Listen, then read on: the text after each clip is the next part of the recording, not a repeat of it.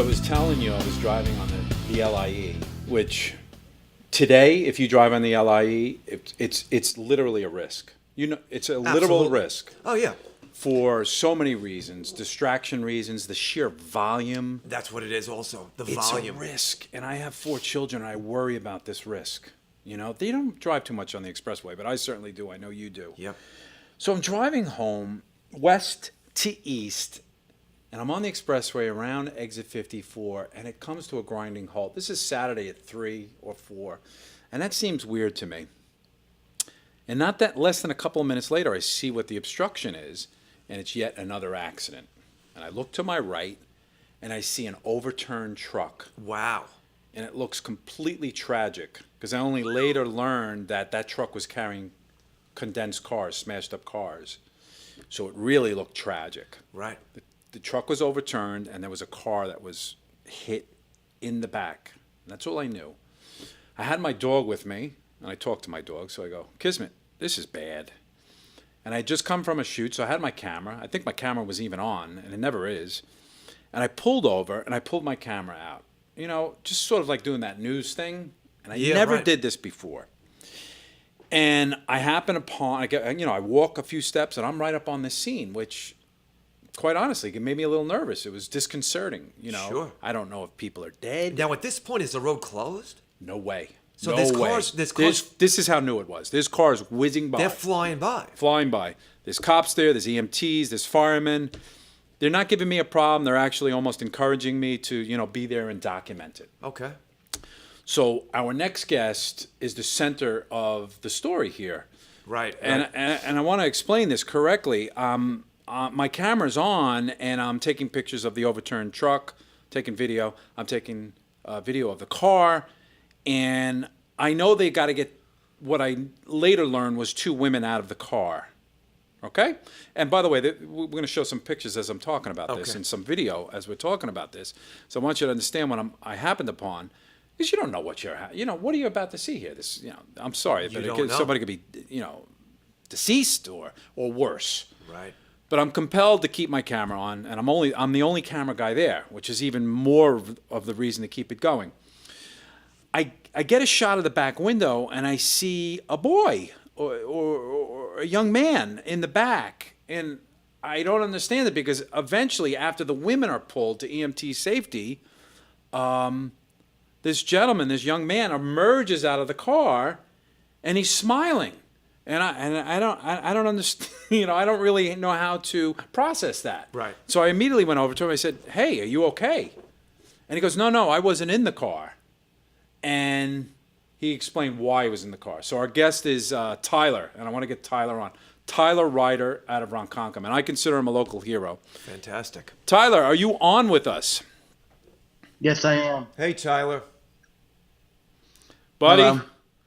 there's a lot of people proud of you. I just want to say, the way I opened up the story is exactly what I remember, but the fact that you come out smiling from a wreck, and again, look at the people will be seeing the video in the background, an absolute wreck, and these 2 women are one at a time taken out, and you're in the back seat. I didn't even talk to you about this in the interview because I ended up interviewing you. How do you even end up in the back seat of that car? Well, it's kind of funny, but at the same time, it's not. They wanted me in the back seat because they wanted me to hold the woman's neck so she wouldn't break it. And when they do C-spine, when they put the person onto the backboard, they need to make sure that the person's spine is completely immobilized so they don't move. But why is it you? I mean, you witnessed the accident. How do you get chosen to go into the back seat? Well, me and my mother, we were the first ones out of the car because we were right behind the truck as it was overturning. What did that look like? Then we pull the car over, and we run out of the car, and I go to the car, and she goes to the truck.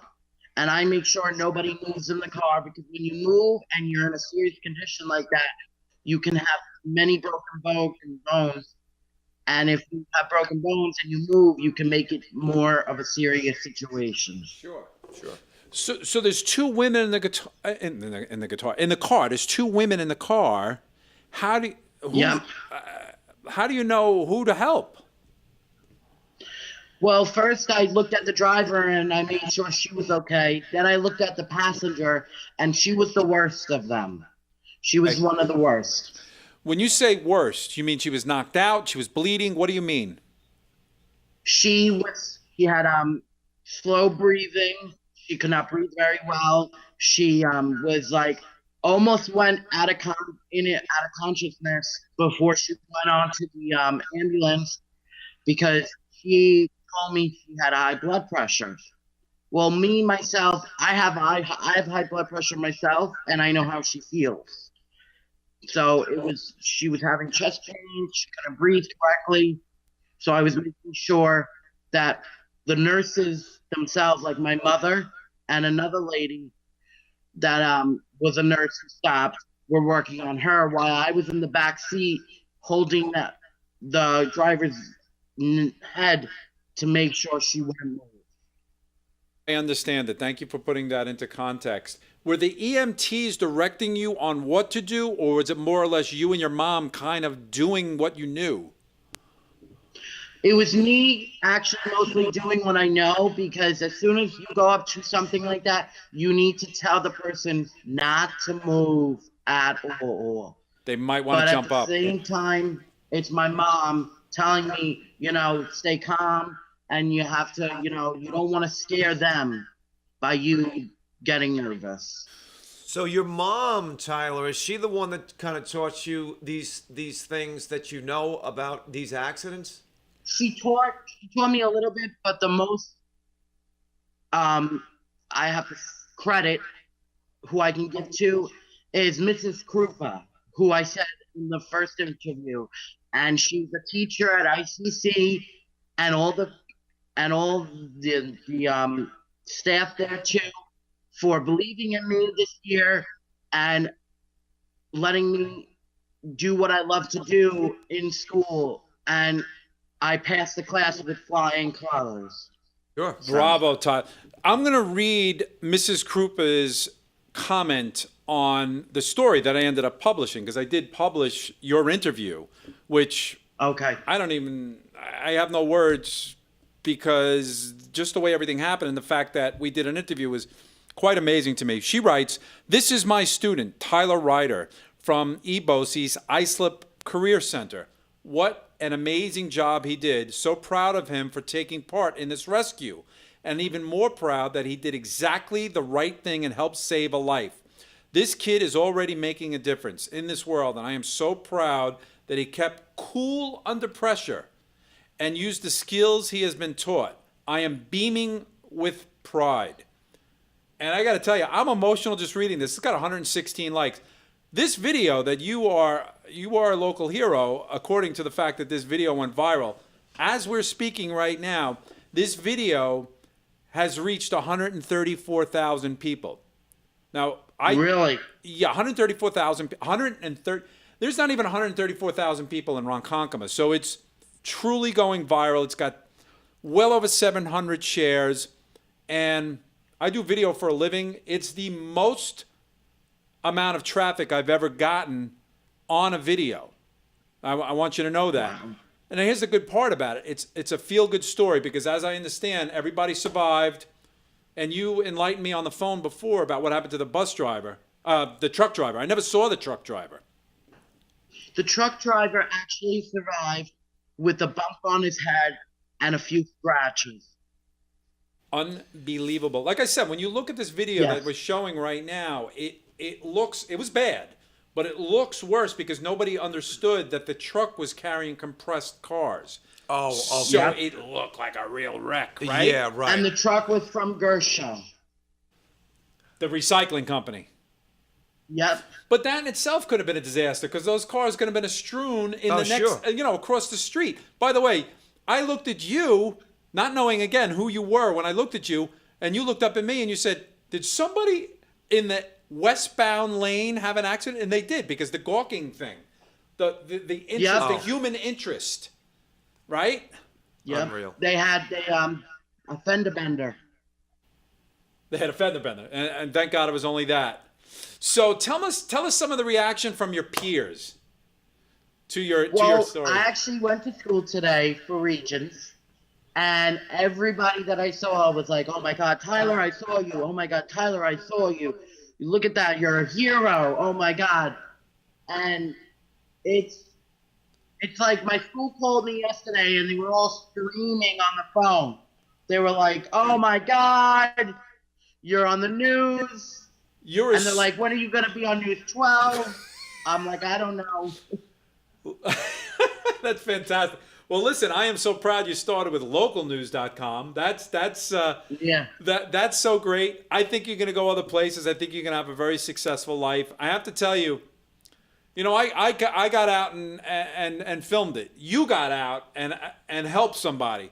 Now, I'm not trying to make a statement here, but I'm just saying you were already in the driver's seat, and I say that so respectfully. You were already there to help, and I later learned that. But you're a brave young man. Very proud of you. Yeah. Yeah, Great, and I great also job. learned there is an update about the two girls that were in the car. They are actually released from the hospital. Excellent. The two women have been released from the hospital. The truck driver himself, he never went to the hospital, or if he did, it was minor. Yeah. This is a complete 100% feel-good story. The kind you don't see anymore. Even on the news. my dog was safe. He didn't run out on the road. I was worried. I don't know if you saw me looking back. I was afraid he was going to jump out the window and run into the road as I was doing all this. Mm. Anything else you want to tell us about this story before you become super famous more? Well, I also want to say that every day something happens like this, like you said, the LIE is a dangerous place to drive on nowadays, and people don't know exactly where they're going. And when you do something like this and you cause an accident like this, 3 people could have died in this situation, and unfortunately enough, they didn't. It's such a feel-good thing. It's great. We're so proud of you. Yep. Thank you, Tyler. Thanks, Tyler. I can't wait. We should mention Tyler's 17 years old. We appreciate you coming on Men's Talk Radio.